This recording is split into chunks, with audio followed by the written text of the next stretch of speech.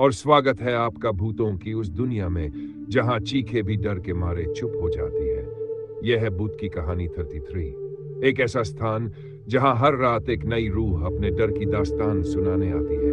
एक ऐसा अंधेरा जहां रोशनी जाने से डरती है, और एक ऐसी खामोशी जहां हर साया कुछ कहता है। तो अगर आप हिम्मती हैं और सच्चे डर से मिलने की चाह रखते हैं, तो दरवाजा बंद कर लीजिए, पर्दे गिरा दीजिए और अपने बिस्तर में इस तरह लिपट जाए जैसे कोई आपको छू न सके, क्योंकि अब आप प्रवेश कर चुके हैं उस जगह जहां से लौटकर कोई वैसा नहीं रहता जैसा पहले था।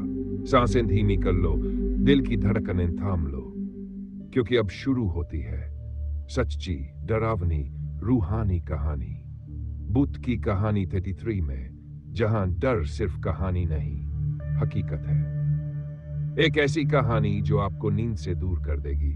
यह है भूत की कहानी चैनल की पेशकश, छलावा हवेली का अंतिम दरवाजा। रात के ठीक 12 बजे एक पुरानी लाल रंग की जीप चिलचिलाती बारिश के बीच उस वीरान पहाड़ी रास्ते पर रेंग रही थी।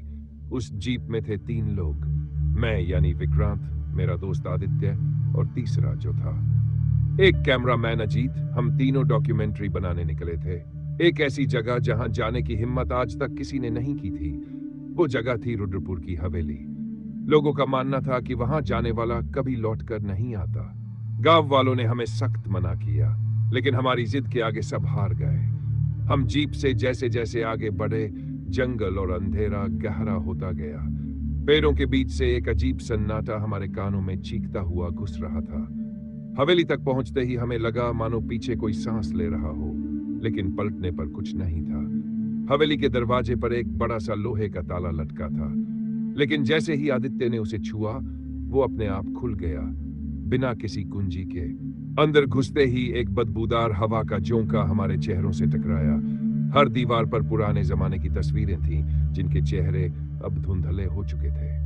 अजीत ने कैमरा ऑन किया, और जैसे ही उसने पहला शॉट लिया, कैमरे में एक साया दिखा, लेकिन असल में वहां कोई नहीं था।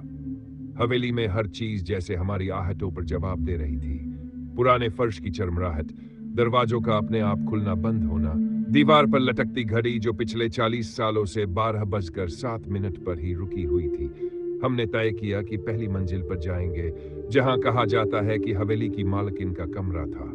सीढ़ियां चढ़ते ही अचानक आदित्य ने कहा, किसने मेरे कंधे पर हाथ रखा?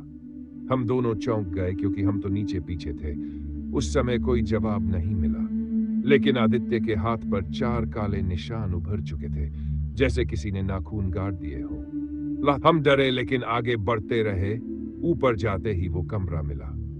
उस पर लिखा था, कोई अंदर ना आए, मृत्यु निश्चित है। लेकिन अजीत ने दरवाजा खोला। अंदर अंधेरा था।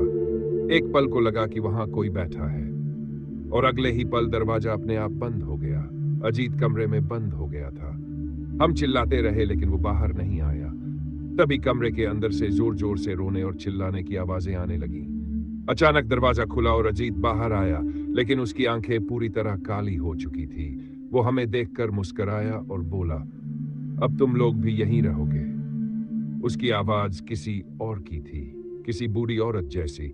उसकी गर्दन धीरे धीरे मुड़ रही थी। तभी आदित्य ने उसका हाथ पकड़कर नीचे की ओर भागना शुरू किया, लेकिन अजीत अब इंसान नहीं रह गया था। वो दीवारों पर उल्टा चलने लगा, जैसे भूतों की फिल्मों में होता है। हम जैसे तैसे भागे और हवेली से बाहर निकले, लेकिन बाहर का दरवाजा गायब हो चुका था। अब हम फिर उसी हॉल में थे जहां हम पहली बार घुसे थे, लेकिन अब वहां चीजें बदल चुकी थी। तस्वीरों में जो चेहरे थे वो अब हमारी तरफ घूर रहे थे। एक तस्वीर में तो हम तीनों के चेहरे आ चुके थे, मतलब हम अब उस हवेली का हिस्सा बन चुके थे। तब पीछे से एक बुढ़िया की चीख सुनाई दी, कहा था ना, अंदर मत आना। और हमारी आंखों के सामने सब काला हो गया। अंधेरे में हमारी आंखें बंद थी, लेकिन दिल धड़कना बंद नहीं कर रहा था। जब होश आया तो हम खुद को एक बंद कमरे में पाए। कमरे की दीवारें खून से सनी थी, और उस खून से किसी ने दीवार पर लिखा था, तुम्हारी सांसें गिनी जा चुकी हैं। आदित्य बुरी तरह कांप रहा था। उसने कहा, वो अजीत अब अजीत नहीं रहा, वो कोई और बन चुका है। मैंने उसके हाथ में एक पुराना डायरी देखा, जो शायद हवेली की मालकिन की थी। डायरी के पन्ने पुराने थे, लेकिन उसमें लिखा एक एक शब्द आज भी ताजा था। जो भी मेरे कमरे का दरवाजा खोलेगा, उसे मेरी आत्मा अपने अंदर समा लेगी और फिर वो दरवाजा हमेशा के लिए बंद हो जाएगा। उस कमरे का दरवाजा जिसे हमने खोला था, वही अब हमारी कब्र बनने वाला था। तभी दरवाजे के नीचे से किसी ने धीरे से खून सरकाया और उसके बाद दरवाजा अपने आप खुल गया। बाहर वही बुढ़िया खड़ी थी जिसकी आवाज हमने पहले सुनी थी, लेकिन अब उसका चेहरा नहीं था।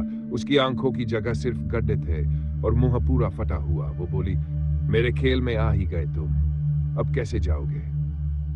आदित्य ने हिम्मत दिखाते हुए उस पर कैमरे का लेंस फेंका, पर वो उसके आर पार निकल गया जैसे वो कोई धुआं हो। तभी बुढ़िया एकदम गायब हो गई और कमरे की दीवारें सिकुड़ने लगी। हमें लगा दीवारें हमें दबा देंगी। हमने दरवाजे से छलांग लगाई और भागते हुए नीचे आ गए। पर अब हवेली का नक्शा बदल चुका था। अब सीढ़ियां नहीं थी। फर्श में से कोई मांसल सी चीज उभर रही थी, जैसे जमीन के नीचे कोई जिंदा है। तभी हमें पीछे से आवाज आई, तुमने मेरा अंतिम दरवाजा खोल दिया है, अब कोई दरवाजा तुम्हें बाहर नहीं जाने देगा। वो अजीत की आवाज थी, लेकिन उसमें कई आवाजें एक साथ गूंज रही थी, जैसे एक शरीर में 10 भूत। अजीत अब फर्श से उभर रहा था। उसकी आंखें पूरी सफेद थी और शरीर से धुआं निकल रहा था। वो हमारी तरफ बढ़ा। तभी आदित्य ने वो डायरी उठाई और उसमें आखिरी पन्ना पढ़ा। अगर कोई मेरी आत्मा से बचना चाहता है तो अंतिम दरवाजे को बंद कर दे, लेकिन दरवाजा वहीं खुलेगा जहां कोई सबसे ज्यादा डरता है। मेरा चेहरा पीला पड़ गया क्योंकि मुझे याद आया कि मुझे बचपन से ही अंधे कुएं से डर लगता था। और तभी हवेली के बीचों बीच एक कुआं उभर आया, जैसे मेरी सोच को वो सुन रही हो। वो कुआं काला था, बहुत गहरा, और उसमें से किसी के रोने की आवाज आ रही थी। डायरी की बात मानकर हम उस कुएं के पास गए, लेकिन जैसे ही झांकने लगे, अंदर से एक काली जीभ निकली और आदित्य को लपेट लिया। उसने मुझे चीखते हुए कहा, कूद कूद अंदर, दरवाजा वहीं मिलेगा। मैं 1 सेकंड को रुका, फिर आंखें बंद कर कुएं में छलांग लगा दी। कुएं के अंदर कोई गहराई नहीं थी, जैसे मैंने किसी और दुनिया में कदम रख दिया हो। यहां सब कुछ लाल था, आसमान, जमीन, पानी, सब लाल, एकदम खून जैसा, और हवा में जलने की गंध थी। वहां दूर एक लाल दरवाजा था जिस पर लिखा था, आखिरी रास्ता। जैसे ही मैं उस दरवाजे की तरफ बढ़ा, पीछे से हजारों चीखें सुनाई दी। जो हवेली में मारे गए लोगों की आत्माएं थीं, सब कह रही थी, उसे मत खोल, मत खोल। लेकिन मेरे पास कोई और रास्ता नहीं था। मैंने दरवाजा खोला। अंदर एक बहुत बड़ा कमरा था।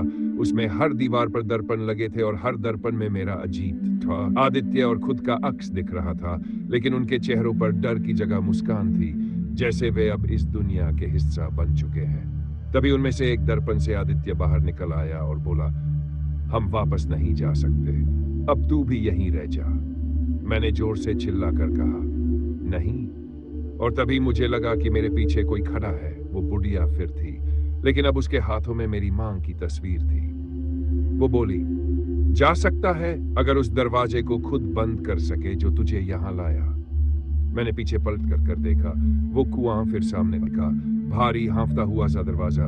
मैंने पूरी ताकत से उस दरवाजे को धक्का देना शुरू किया, लेकिन तभी आवाजें आई, बंद मत कर, बाहर की दुनिया में हम हैं। मैं रुका, डर गया, लेकिन फिर मां की तस्वीर देखी और पूरी ताकत से दरवाजा बंद कर दिया। अगले पल मेरी आंखें अस्पताल के बेड पर खुली। पास में गांव के कुछ लोग थे जिन्होंने बताया कि मुझे 3 दिन पहले हवेली के बाहर बेसुध पाया गया था। मेरे साथ कोई नहीं था। अजीत और आदित्य का कोई पता नहीं चला, लेकिन मेरे कैमरे से जो रिकॉर्डिंग मिली, उसमें आखिरी सीन में मैं कुएं के अंदर कूद रहा था और कैमरा गिर गया था। डॉक्टर ने कहा, तू बहुत डर गया है, लेकिन जिंदा है, भगवान का शुक्र है। मैं मुस्कुराया, लेकिन अगले ही पल मैंने अपनी हथेली देखी। उस पर 4 नाखूनों के निशान थे, ठीक वैसे ही जैसे आदित्य की पीठ पर बने थे। और फिर एक धीमी सी बुढ़िया की हंसी मेरे कानों में गूंजी, तू तो बस एक दरवाजा बंद किया, लेकिन मेरे घर में कुल 7 दरवाजे हैं। और कहानी वहीं खत्म।